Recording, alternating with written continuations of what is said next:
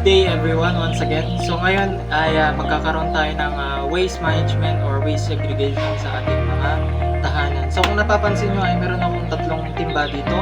So itong timbang to ay mga sirang timba na kung makikita nyo. Mga tama sila. Ito may mga butas. At kung ating mapapansin, itong mga timbang to ay gagamitin natin para sa ating waste management sa tahanan. So first, meron tayong non-biodegradable. So ito po, may sign siya.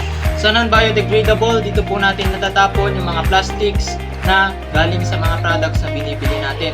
So hindi dapat natin siya ihalo sa mga biodegradable materials kasi ang plastic ay matagal po siyang matunaw or matagal po siyang ma-decompose. Next, dito po sa yellow ay meron po tayong biodegradable, which means yung mga biodegradable materials, dito po natin tinatapon yung mga nabubulok na mga materials na galing sa ating mga tahanan. For example, is yung mga pinagbalatan ng mga prutas at gulay. Then next naman, kung mapapansin natin, mas malaki itong timbang to dahil dito ilalagay yung mga plastic bottle and lata.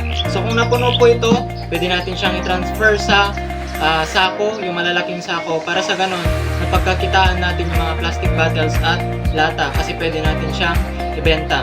And then, kung mapapansin pa natin mga kaibigan, itong mga timbang ito ay mga sira na, ngunit ginamit natin at dito pumapasok ang recyclable materials. So yun lamang po, maraming salamat.